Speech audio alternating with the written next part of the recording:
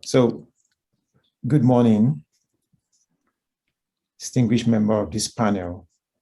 My name is, and the attendees, my name is Dr. Candi Nwakasi. I'm an assistant professor of health policy and management at Providence College, US. And on behalf of all the members of Black in Gerontology and Geriatrics, we would like to welcome you to this webinar entitled Excelling as BIGG, Excelling as Black in Gerontology and Geriatrics in Motherland, Challenges and Prospects.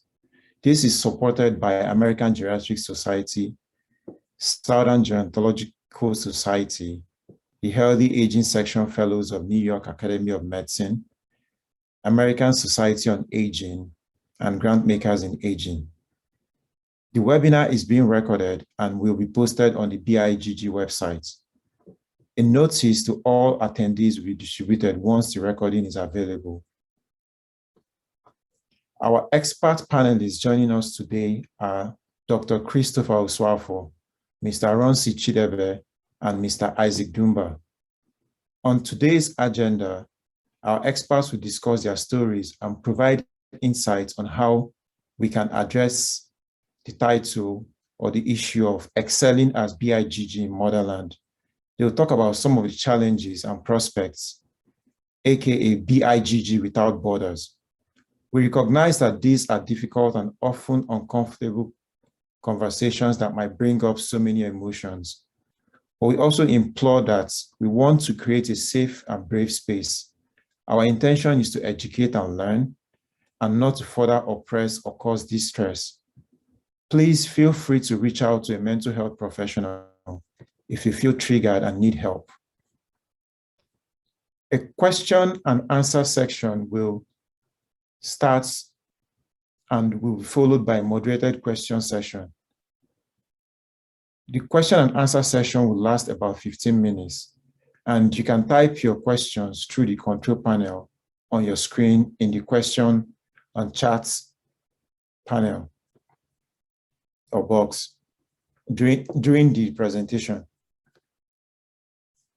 So to provide context for our attendees, I would like each of the panelists to take about 3 to 5 minutes to introduce themselves. We would start with Dr. Chris Osuafor, followed by Mr. Isaac Ddumba, then Mr. Runcie Chidebe. Oh, thank you very much, Candi. Hi, everyone. First of all, thank you, Candi, and thanks to the organizers for inviting me to be a panelist in this event. I'm Christopher Osuafor. I'm a British Heart Foundation Clinical Research Fellow at the Department of Clinical Neurosciences in the University of Cambridge. I'm also a geriatrician. That's my background, specializing in hospital care for older adults within the NHS, the National Health Service. From a research perspective, my interests lie in vascular cognitive impairment and vascular dementia, and how we can understand this better with neuroimaging. So my current research is actually involved in using ultra high field 7 Tesla MRI, which allows you to see very small blood vessels in the head to better understand the cause of small strokes that leads to cerebral small vessel disease, which is the most common pathology we find in vascular dementia. In relation to this event, my sort of other interest out of clinical medicine would involve actually equitable distribution of research resources for all ethnicities and all races in terms of participation, recruitment, involvement, and also the outcome of these studies. So looking forward to the discussion today. Thank you. Thank you, Dr. Chris. Mr. Isaac. Thank you, Candi, and thank you all our other panelists scattered for tonight. My name is Isaac Ddumba. I'm the team leader of one of the research organizations based in East Africa. It's called African Research Center for Aging and Dementia. And I'm also a senior lecturer at one of our local university, which is called Victoria University in Uganda as well. Currently, actually, I'm a researcher, and I'm a PhD student at University of Maastricht, and my most focus on my PhD is actually looks at the informal care giving within our setting, and how can we try to integrate that informal care into our normal national healthcare system, and to be respective so that it may meet the care needs of the aging society in our country, not only Uganda, but the world, the Africa at large as well. As well, actually, I being a lecturer, I've tried to come up with a different curriculum which addresses gerontology into our setting, and I think that's working up on it as well. And also, I'm into an advocacy, so we kind of advocate for improving the aging environment into our setting, not only Uganda, but even East and South Africa at large as well. So we've done different things, and I'm so honored that I'm given this chance to come and share my perspective as regards to the aging society in African setting. Thank you, Candi. Thank you, Mr. Isaac. Mr. Runcie. Yeah, thank you very much for inviting me. I'm really delighted to be part of this. My name is Runcie C.W. Chidebe. I'm the Executive Director of Project Pink Blue. I'm also a member of, I'm actually a member of the external, I'm actually academic board member of Birmingham and Lewisshire African and Caribbean Health Inequalities Review, in United Kingdom, as well as a member of the Special Interest Group for Advocacy for Aortic Africa. I'm a patient advocate, I'm a psychologist, and also an oncology researcher.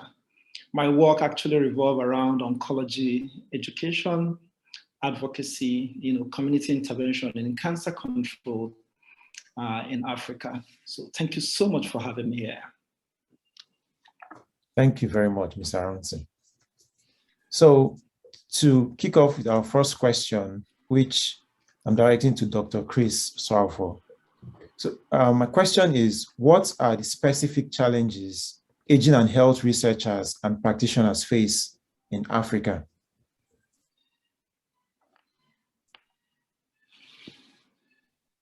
So the challenges aging researchers face in Africa.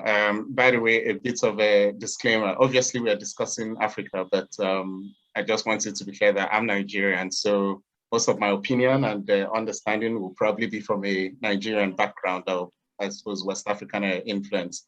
That does not in any way cover the whole of Africa. So there is a bit of, I suppose, a regional bias in my opinion. So I just wanted that to be clear. So it wouldn't cover the whole of Africa.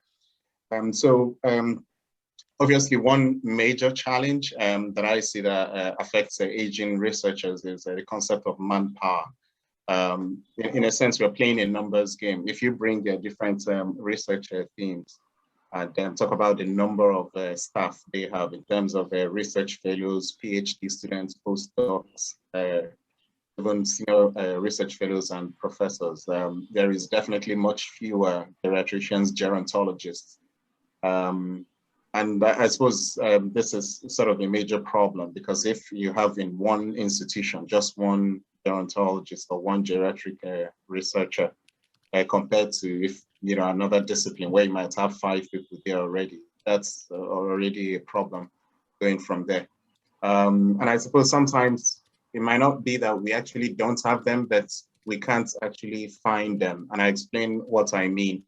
In terms of there might be someone in an institution in a particular region, but you can't really find the person either when you do a Google search or even when you try to ask around.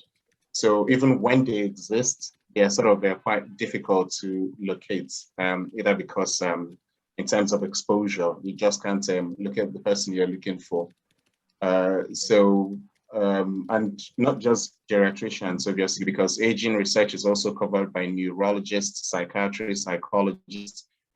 So it's actually having the specialists that are interested in this discipline. Also on manpower alone, probably that's the major thing I think about. As you can imagine, research institutions work in teams, and a team, you don't just need a psychiatrist there. You would also need other people. You would need nurse specialists, caregivers, healthcare assistants. So even though these people exist, they may not exist in a team. For example, you could have a social worker in an institution, but there's actually no team that brings the social worker together with the physiotherapist, with the dietitian and occupational therapist, all working together as a team to actually address one research theme, to actually carry out work. So I think that's probably the first. Obviously, there are many other things, priority as well.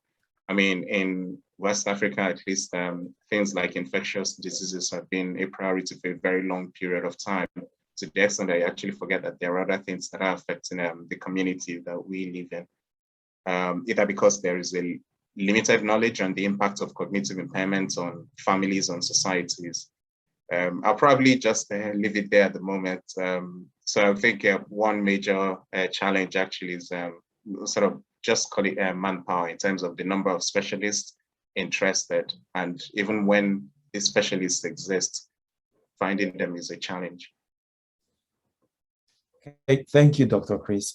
Mr. Isaac, the same question. Could you throw more insights? Okay, I think I've heard what Dr. Chris has said, and I think he kind of gave us a highlight into what are the issues which are emerging. But one thing which I think is emerging in the global south is there's what we call unaging paradox. The society perceives other persons as a problem, as a challenge, so that issue of misconception makes them not to be, given a forum where they can discuss their issues and kind of left alone to do their things. It's like as if we live in a divided world, the world of other persons alone and the world of the young alone. And one thing which I think also we need to focus on and put much emphasis on, that actually that the same young population which we have in that youth bulge in Africa is the same young world which you're going to see in the next 5 decades aging in the same aging society, right? But all countries or all countries within sub-Saharan Africa have not put an enabling environment to have policies which can address the issue of aging within this setting. And I think that's where you see that most of the focus is more onto maternal and child health services and youth as well. And they leave on to other persons because of that aging paradox. They think that actually other persons are non-productive. They don't have the issue to contribute to our economy, so we can't focus more on that. So, and I think that's the first thing which I need to focus on. And also, too, like I said, actually, the human resource, but I'll put it in this way, actually, that policymakers at times are blamed for nothing. We don't have a pool of researchers who can give evidence to them to come up with evidence-based, policies as well. And in that, actually, we've got few researchers who at times focuses more onto infectious diseases, but more into a youth population. And I think we've left alone this aging population virgin, for nobody can venture in and try to come up with innovations which can address these challenges in the entire. I think that's where at times we really go wrong. The third would be the media forum. Actually, they portray the way they portray the other persons is quite in a negative way, and it can't influence the young population to think that actually aging with dignity is worth it as well. And but one thing which comes into in that actually is the way our society is being put into place. That's actually that all the other persons, their productive life no longer exists. So we need to focus on the youth, of which actually they forget that these youths are going to age at one moment. So if you don't put into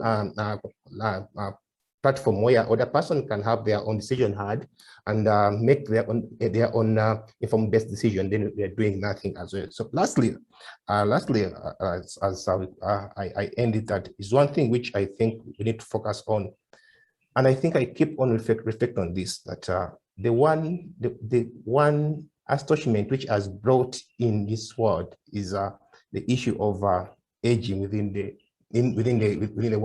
global world. But also one thing which I think we don't want to focus on, but it's true, is the research agenda which has been set globally. How many of the research focuses on other person or aging populations? If you look into the funding mechanism, Actually, it's I think 1/3 of those which focuses on aging population, and most of them are more inclined into infectious and other things and not focus on that. So you can't change anything if the research agenda at the global level doesn't really address the issue of aging at this. Thank you very much, Candi. Thank you very much, Mr. Isaac. Mr. Runcie. Okay, thank you very much. To be honest with you, after these two phenomenal speakers, I just felt that this question has been well addressed. And thanks to thanks to Dr. Chris and Mr. Isaac. But I would just add that one major challenge in aging research is what I titled priority to population control over aging care. And so to get a better or clearer understanding of this challenge, it is absolutely significant to really understand aging in Africa, and especially having a better understanding of the population dynamics of the country. For instance, of all the 1.3 billion people living in Africa, more than 65% are below 35 years. And nearly 50% are actually under 19 years. This is according to data from the United Nations. So Africa has been referred as a continent of young people, considering that that continent is actually home to 19 of the 20 world's youngest countries in the world. West Africa, for instance, has the world's highest birth rate. I mean, it's estimated that every women in West Africa have an average of 7.2 children, over the course of her lifetime. Yeah, and this is from a data from, I think, Population Reference Bureau. So despite having a very young population and high birth rate, life expectancy in Africa has remained really lowest in the world, with about 80% of all deaths occurring among, young people or people who are like age 60. And age 60 in Africa. And while if you put this in contrast to countries in Asia and Europe, where they have the oldest population in the world with over 80% of all deaths among people who are age 60 and above. So with the above context, you will understand that most development efforts in Africa are channeled or being channeled to population control. The question will always be, we are talking about one woman giving birth to about 11 children when her income is less than $100 per month. And we need to control this. We need to get these families to adopt family planning. We need to control this population. We need research and intervention focusing on how we can get these women to understand family planning. And you are here telling me on how to control more people to live, to have quality of life. So I am speaking from a policy advocacy perspective, the way the politicians will think about these issues. But this is the reality we have found ourselves. So on this phase, on this reason, they give priority to population control over aging. And this is a critical challenge for aging researchers and practitioners. Without understanding that as well, the aging, if you allow people to have good quality of life, do more research in aging, that you can help to build a generation that could control their population. Another critical challenge, of course, is funding. And if you look at it, this previous analysis also boils down to funding because, our continent or Africa in a way, most of its development assistance aid actually come from international community. And the people living in Africa have to actually say what their main challenges are. Then the international community will look at this as their challenge and support you. So my final challenge that I also wanted to mention is in terms of academic. PhD is a job in most countries of the world. But in Africa, almost greater percentage of people who want to do PhD, want to do research work, have to pay for it. So when you don't have the resources to pay for those academic endeavor, definitely you will have to find a way to do other things that would give you quicker money than doing something you have to pay from your migrant salary. Thank you very much. Oof. Thank you, Mr. Runcie. And you know what? Sometimes you think you know these issues, but hearing someone else say them can emphasize some of these major issues. And yes, policy-wise, I think there's a lot that we can do. And in terms of global health and global aging agenda, it's always Africa last for some reason. And it becomes a question of how can we set ourselves up as equal partners. And this leads me to my next question. And since Mr. Runcie is already talking about policies, my question is, how can we get the attention of policymakers and potential stakeholders on addressing the issues of aging and health in the region? Who do you want to go? You already started talking about policy, Mr. Runcie, so I think I'd like you to continue since you're on fire. Okay, thank you very much. And honestly, I feel really delighted about this platform, Black in Gerontology. So I think the first thing I would say is, I see this as a great platform to bring about global collaboration. And I would say one way we can get the attention of policymakers and potential stakeholders to address this issue is the diaspora advocacy for funding in aging research and health in Africa, which is fantastic what we're doing already. So I will shock you with some data from Jennifer Dent and the World Report. So Jennifer Dent actually argued that low global cancer research investment in Africa plays a critical role in inequitable access to cancer care and medicines in Africa.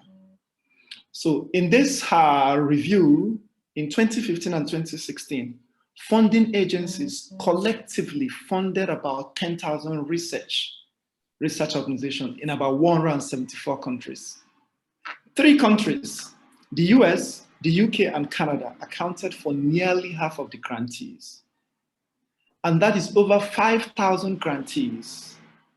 That is just less than 10% of the grantees. About 1,007 grantees were located in Africa, according to World Report 2020. So this will really shock you, and this will really tell you clearly, like, how can you make any difference? How can you share potential data? How can you talk about estimates when you don't have data, when you don't have funding to do this research?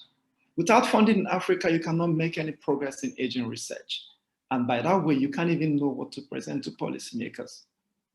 So, I mean, there's need to be really keen about diaspora advocacy, because providing international development aid are not based in Nigeria or in Africa, So we need a lot of people in diaspora to lead advocacies. And, interestingly, most policymakers actually listen to global data and international voices than even the local voices like me. So that is really, really important. I think another issue that I also, really want to raise is the issue of using solution journalism. Solution journalism is so important, especially in countries like low-medium countries like Nigeria, because sometimes research can be so difficult to understand. But when you get solution journalists take on these issues in a very simplistic way, they can really understand. For instance, in early 2000, we've had many people that have died of codeine in northern Nigeria. And a BBC lady picked up this issue. She did a documentary titled Sweet Codeine for BBC. And after that documentary, in the next less than 6 months, codeine was banned in the entire country. But before then, people have released a lot of research talking about codeine. Researchers, academics have received a lot of research talking about how the negative impact of codeine, but nothing happened. I think I will end here and allow other speakers to also dive in. Thank you. Yes, thank you. So, Dr. Chris, I would like to hear your own perspective about how we can raise the attention or get the attention of policymakers, maybe not just global, but also within the context of African regions, because sometimes I understand that getting policymakers or support from global partners can sometimes shift the interest of your project, of your research. So, Dr. Chris, please say more on this issue. Thank you very much. So, Runcie, first thing, yeah, I'm sure policymakers also want to listen to local voices as well, such as yours, as well as their diaspora. So, I'm sure your voice is equally as powerful. So, and I'm just going to follow from what a statement you made, where first of all, do you have the data to present to policy makers? So, data obviously is important. So we must have the data to back it up, and this is where publications actually come in. So obviously we rely on journals that have a wide reach to actually publish very important points. You talked about the COVID pandemic. One thing is obvious, we do not lack the data. There are loads of publications coming out from Ibadan, coming out from Benin, two cities in Nigeria, on aging research, aging and health, and the impact on community, the impact on hospitals. So the data does exist. What obviously we need is to have this data have a very wide reach. Most of the time we publish in journals that are not open resource, meaning you have to pay to actually get to read it. The more open resource we publish, the better, I suppose, for everyone. And that is actually where funding comes in, because we're talking about policymakers and potential stakeholders. Obviously, the funders are the potential stakeholders in this situation. Just as you said, Runcie, PhD students depend on this to actually be able to work hard and publish things. And how do we actually get their interest coming there? I think this is where the onus then falls on us, the researchers based in Africa, based in West Africa, to actually show that we can carry out this research and we can actually show it. Obviously, funders look for specific things. You know, they look for a track record, they look for a team, they look for a complete institution that actually can carry out a study and, you know, go ahead and present the results. Of course, they want a return for their investment. If obviously we cannot show that we have this track record, it becomes difficult to actually take advantage of these funds when they're available. And that's why sometimes we actually have people who apply, but eventually don't get the funding, and some other institutions get it. And we actually fail just on very small details. You know, funders are probably not looking for a one-man show. They want you to show that, you know, you have a strong team and a track record of publications to be able to do things. So I suppose that's what I call personal responsibility of the researchers within Africa. Obviously, we need diaspora, but the diaspora is actually limited by the effectiveness of the local institutions where they exist. Something I am already working on is actually to work directly with one institution in a particular part of Nigeria, to actually work on sort of collaborative work and actually publish together. Many of my colleagues are doing that in the States as well, where they themselves are actually working directly with others. So that way the data exists.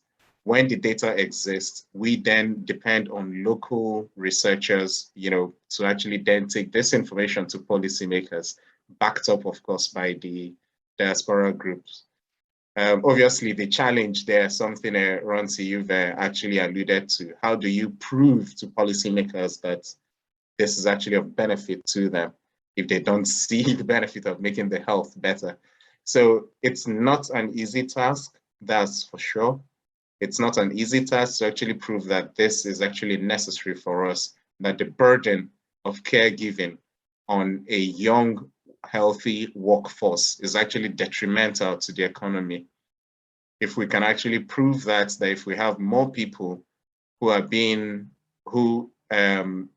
to look after their families, their parents, their older aging parents, and there are no institutions to take care of them, we're actually taking away from the active workforce that could be contributing to the economy.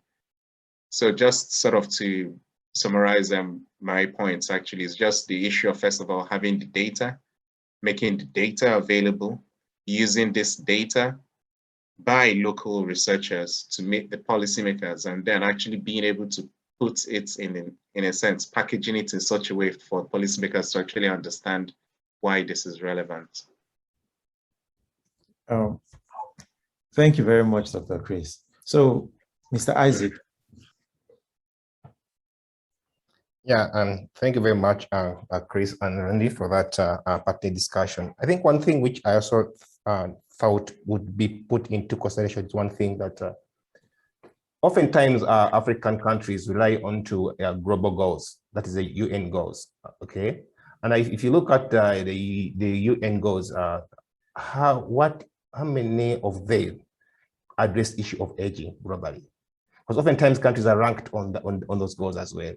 And if you look at this in different perspectives, I think yesterday, I think today actually, there was reading an article, it was a commentary from a Lancet, and they refer to old age as a disease. That is as per international classification of disease level, you know. So if you portray that at the global level, then what do you expect from policymakers at lower level to act if they think that growing old is a disease as well? It's a very good commentary. You could read it about and see how, you know, it really, you know, try to portray old age in this perspective as well. But also one thing which you also need to think on, like Chris said, that data exists.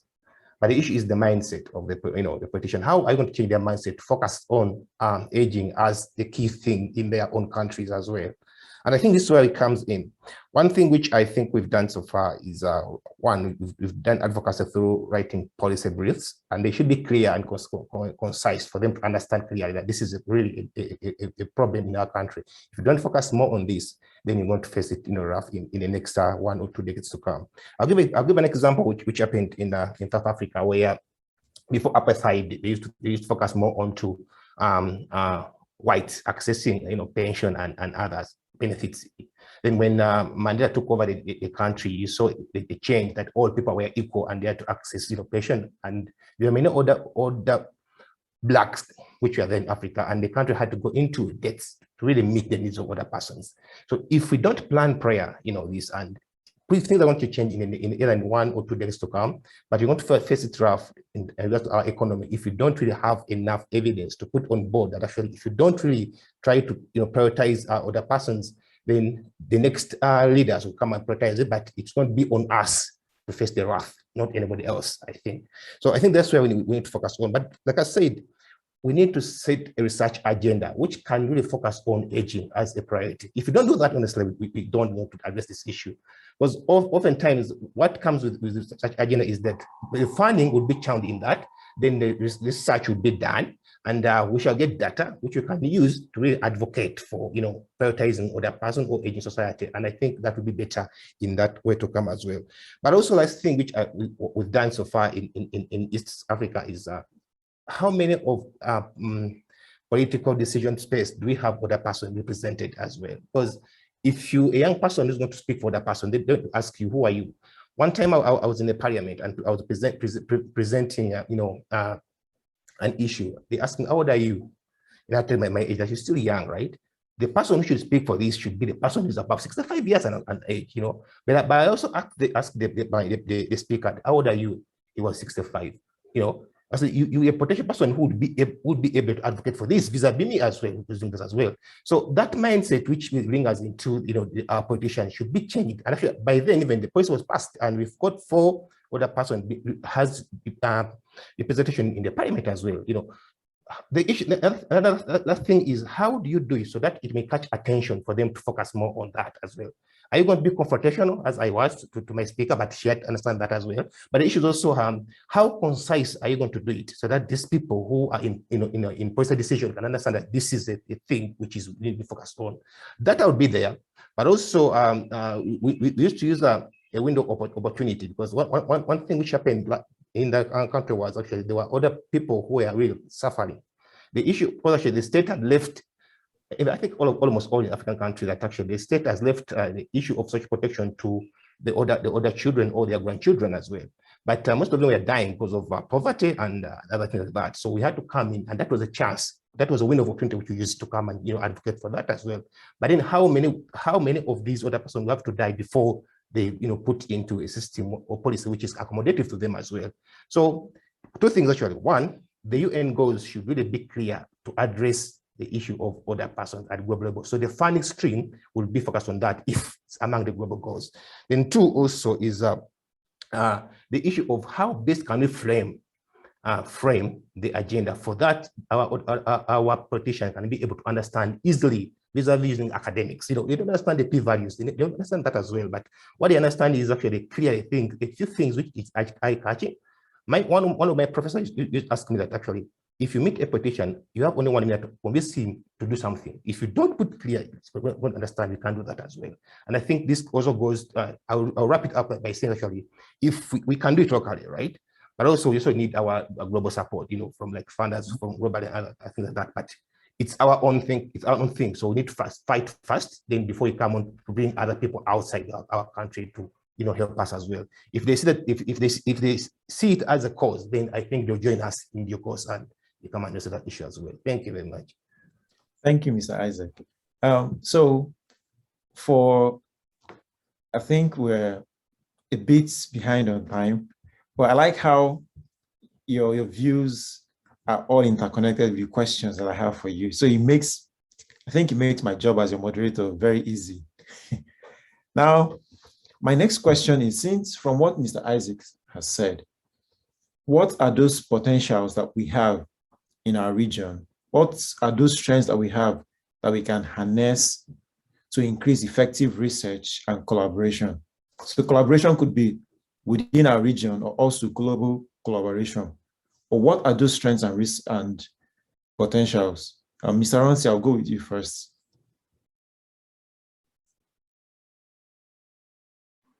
Okay, yeah, thank you very much. I really appreciate it.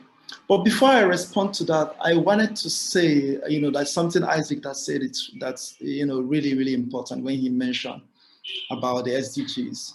And I just wanted to really respond to that because I think in my own estimation, the SDG is not our problem.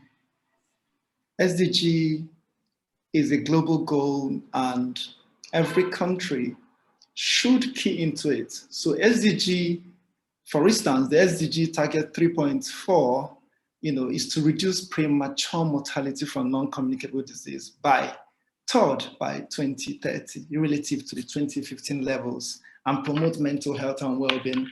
So if you go down to this target of the SDG, it speaks to both aging, NCD, and a lot of other non-communicable diseases that are age-related. So I think the problem, it's not the SDG goals itself as a global goal. The problem is these different countries in low and medium income countries domesticating these goals. And the problem is not also that they don't know these goals. They know these goals. These goals are available everywhere. The president of most African countries today have special assistants on SDGs, including Nigeria. They have people who are receiving thousands of dollars on SDGs every single day. But that doesn't mean that SDG doesn't cover aging or aging population or aging care or aging research. What it clearly says is that we as a people need to really domesticate this goal. We need to really take a proactive action about caring for our people. And that is where I think research in social care is so important. Research in palliative care is so important. Research in death and dying. Me and you today know that death is an impending issue in Africa. And we need to demystify that. I mean, you can't tell an African that you're probably going to die in less than 1 year because of your metastatic breast cancer or prostate cancer. I mean, the family will tell you it is not my portion in Jesus' name. Oh my God, I rebuke you. I will never even visit this doctor anymore. So these are very critical issues that we need to really understand and try to take it away from the global perspective, understanding clearly that we have a role to play in domesticating these issues. And then in response to the question you mentioned is, what are the strengths and the potential? I will respond to that very swiftly. The people. Africans, academic, Africans advocates are extremely passionate, extremely hardworking. And I think this is one strength and potential that you find is so difficult to find in most regions of the world. So I think we need to find different ways to tap into this, especially through mentorship. Mentorship in Africa is so low. And the truth is that researchers cannot give what they don't have. So peer mentorship is so important. And one way we can do this is to collaborate and collaborate and continue to collaborate. Not helicopter research. Helicopter research is so popular in the US and Europe and all the rest. So we need to really discourage that and encourage collaborative research, where you come down to Nigeria, or even if you don't come down, work with people who are already in Africa, collect the data, analyze the data. When you are publishing this data, add their name. I have done a research. I mean, I applied for a grant, got thousands of pounds, worked so hard, got additional pounds, got additional dollars, and someone from I don't want to mention the country, came down to Nigeria, did the work with me, go back to their country. We wrote the research together. After writing it, and then he brought another lady who is the resident doctor or something and put her name as the first researcher in a work that I spent almost 1 year writing for grants. Do you understand what I mean? So I felt really horrible, and I wrote back to her, I said, go and withdraw that document. Withdraw that document, it's not going to go published because I'm going to cancel it. Why would you do that? I worked so hard for this project because you write some part of it, I wrote some part of it, and you just assume that you should be the leading author. It doesn't work that way. So, I mean, I will stop here and allow my other speakers to also emphasize on the strengths and the potentials. Yeah, I have two questions. And since I can see Dr. Chris smiling, I'm going to ask you those questions. First of all, do you have any input on domesticating the SDG goals? Because I think that's very important in terms of how do we tailor those goals so that it fits our own priorities and resources. And second question is helicopter research. As a researcher, I think others need to know more about this. All right. I mean, yeah. You can spend hours talking about this concept of helicopter research. And I mean, I've not even heard the phrase helicopter research before, but just saying it now, I know exactly what you're talking about. Me too. I mean, this is quite clear. Runcie, you've mentioned it. Just on the issue of, I'll quickly just make one point on the issue of harnessing potentials. I think Isaac is definitely in the right position for this type of thing, actually, which is using what you have locally, like, for example, the African Research Center on Aging, and actually working with them, which is the point, collaboration that Runcie has mentioned.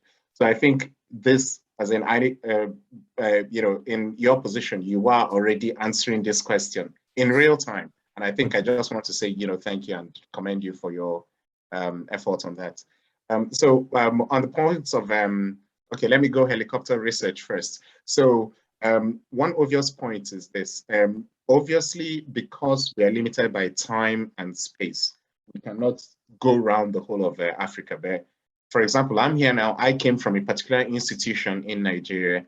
You can actually go there and make sure you're working hand in hand with them, not come in or send someone, come and collect data and then disappear with your data. And that's it, you know, it's just coming, taking something and then going and publishing it elsewhere. You lose that continuity, you lose that sort of building a research profile with an institution. And it actually doesn't help anybody. It helps the person who published the paper in terms of having your name and having your data. At the institution where you have actually, it even probably takes them steps back. So, and it's just the point of mentorship. You come in, you work with them, you set up a research team that is actually doing the work so that 5 years from now, the studies are still going on, or you're moving into something else, but the research institutions still exist. So then if you're in 5 years' time asking for funding from a researcher from somebody else, you already have a track record of doing work in that particular department, in that particular research institution. So that's why it's actually very important that we actually has to be collaborative. It has to be not short-term, but actually long-term, 3-year, 5-year relationships, 7-year relationships. And then we're actually sort of really making progress on that. On the concept of SDG, I probably, let me just say I'm kind of on the fence on this. The way I'll answer this question is this. Now, whatever the SDG says, you can actually bend, not break, bend it to actually suit the theme you want to address. And a good example is this. For example, let's say the MRC, Medical Research Council, has research funding for cardiovascular research, and you are a geriatrician or you are someone interested in aging research. You can actually still do that with their funding on cardiovascular research. All you need to do is to direct the research team to actually address the question you're trying to address. For example, you're talking about aging in older adults, and you can look at the effects of hypertension or polypharmacy, multiple medications actually on the aging of these particular adults and how this actually affects your cardiovascular profile. And that's actually you sort of bending that research team to your interest, but actually addressing what you want to do at the same time, actually getting the funding that you want. So I think that's the same thing we ought to do with the SDGs. And just as you said, there are phrases in them that you can actually sort of bend towards the specific topic you want to address. One thing is obvious: the big institutions, MRC, Wellcome Trust, the British Heart Foundation, many of them actually have international fellowships that are specifically addressed to low and middle income countries. And my goal actually most of the time is actually to discuss with the local institutions and just tell them, oh, why not get one person, or build up one person that can actually apply for this particular research team, and then see if we can get the funds and then carry out that research locally. And once we do that, then the collaboration actually goes with it. So that's, I suppose, I hope I answered your two questions and added other things on top. Yes, you added other things on top, which is fantastic. So, Mr. Isaac, I'm sure you speak passionately on this, and I'm looking forward to hearing your view about how can we make that potential and strength that we have more attractive, or harness it so that it strengthens our collaboration and quality of research coming from Africa or coming from our region. Yeah, thank you, Candi, for that question as well. One thing which I think we can try to do is we've got a base of researchers in Uganda, in Nigeria, and Africa at large, who are often focusing more onto different thematic areas. But what you have to do is actually to how can we bring them together so that we may interest them to really focus on aging as well. I'll give an example what ACAD has done so far. I think recently we've written a grant at NIH addressing the death of academicians, addressing such issues as well. So I got different academia who are focusing on more on infectious diseases, and they're not being together to see that how can put different perspective together and try to focus more onto aging as an issue as well. So we've got academia, we've got researchers, but most of them have different focus as well. But the issue is actually, as an institution, is how can you try to tap into their expertise so that you may come up and write up the grants which can address issue of aging as well. And also, like you're saying that, we need to be clear, honestly, this if you want to win a competitive grant, you must have a Global North institution or a PI at Global North. At times they don't give a chance into academia from Global South to win some grants as well. So how can you try to tap through the issue of collaboration across Global North, so that you may try to come up with something which can make sense to someone who is going to be reviewing it, or also so to at times give a name to person who reviews that this is Candi from USA, this is Chris from Europe. However much I could have put over 90% of my effort writing it, right?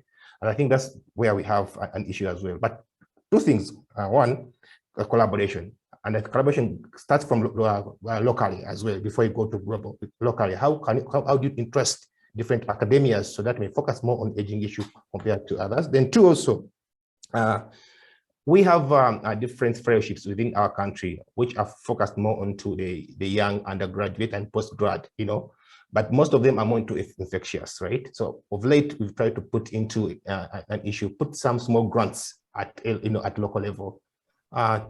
1,000 is quite high for us in Uganda. So put 1,000 so that you try to bring more onto young researchers to come and focus more onto aging issues. Give them some few bucks, demonstrate characters research, and mentor them up so that interest them into the issue of aging. By the end of half of a decade, you have a knowledge base and knowledge of researchers who can focus more onto aging issues at large as well. I think that's why we need to start locally and try to go global and look at collaboration globally before we go there as well. Thank you very much. Thank you. I think Runcie has something to say about this. Yeah, thank you very much. Just quickly, I just wanted to say that it's almost impossible to sort of make aging and health research attractive to potential global partners. I'm not sure how we're going to do that. I think what we need to do is to create aging funding for Black people, aging funding for Africa. We can get involved. We can also get involved in grant committees and get in there. The truth is that you can never understand my program except you have my lived experiences. These are critical issues we need to know and understand.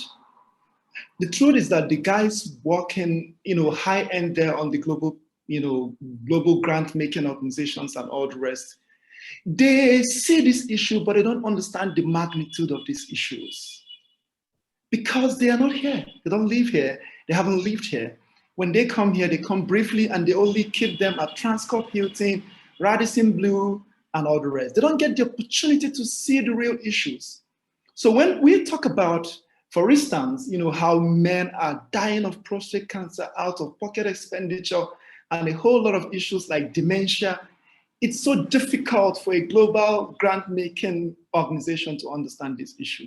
So I think what we are doing with the Black Gerontology association or the group is already phenomenal. We just need to be more radical about it to see how we can explore and create our own. Just as Isaac said, $1,000 could really do a lot. $500, $100 even can do a lot. So this is where we should start. If you're waiting for one global fund or one other Bill and Melinda Gates, it may never come to you maybe in the next 50 years. And by then, who knows what's going to happen to me and you. Thank you. Thank you very much for that. And I think I can also speak to that because I've done some research in Nigeria and I didn't have to come with a bag of money to get quality work done, work that people refer to, or work that has built other work or built other questions I'm asking in the American community. Sometimes even the work you do in Nigeria, regardless of the stress, the time, the coordination of workforce, which we know are scarce, sometimes it may even be cheaper than what it costs to coordinate some of those research in developed countries like the US. So it makes you wonder, so what's holding us back? Because I want to talk about this a little bit. We have inadequate workforce, as Dr. Chris mentioned. We have issue of scarce researchers or multidisciplinary interests and finding it hard to coordinate all of them. But still, quality work, quality projects, innovative interventions still come out from the region. So can any of you speak? We just have a few more minutes before we round up. Can any of you speak to some of those innovative ways that we're still trying to churn out quality research and quality projects, regardless in Africa?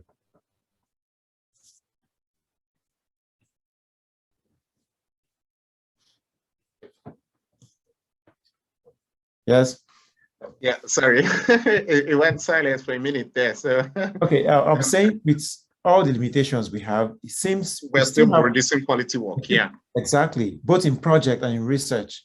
What's the innovation behind that? The innovation behind that is personal responsibility. It's actually because people have taken it upon themselves to actually try and solve the problem. We all obviously know the real or the limitation behind getting policy workers being interested in this. If money is not going to come out of it, they don't understand what you're talking about. And yet people have taken it upon themselves to start institutions or to go and do particular research in a particular place and then bring the data out, and you're trying to draw the attention of other people to say, oh, this is what I got. You can actually go back and do it. So I think this is a real testament to how hardworking or determined people are. And that is actually what I think we can encourage. I try to encourage, which, I mean, I'm sure this is just the start of something that would escalate from here. Obviously, one thing I hope that will happen after this is if, for example, Candi or Runcie or Isaac, you have an idea, you can ask any of us and we'll see if we can work together on it. And if it's something beyond our area of expertise, we'll try and find somebody else who can do it. So that way we're actually increasing our network and actually working collaboratively. So it's not just a regional thing or just a Ugandan thing or just a Nigerian thing, but we're actually doing it together, just the same way the EU is doing it. You know, and it just starts with one person taking that personal responsibility and then pushing through, and others will just grab onto your energy.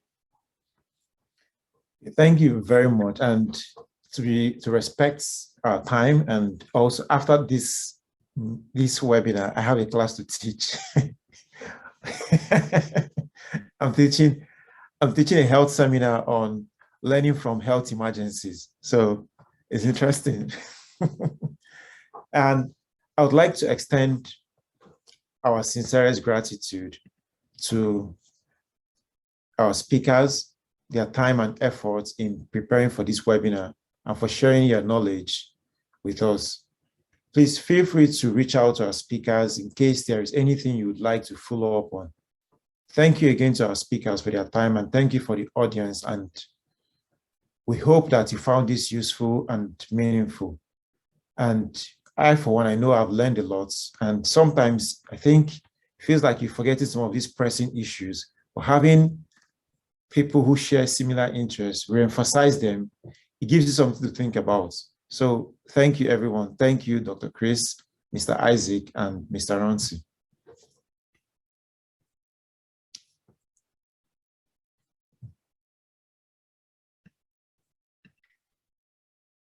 Bye, everyone. Oh, thank you there. Bye.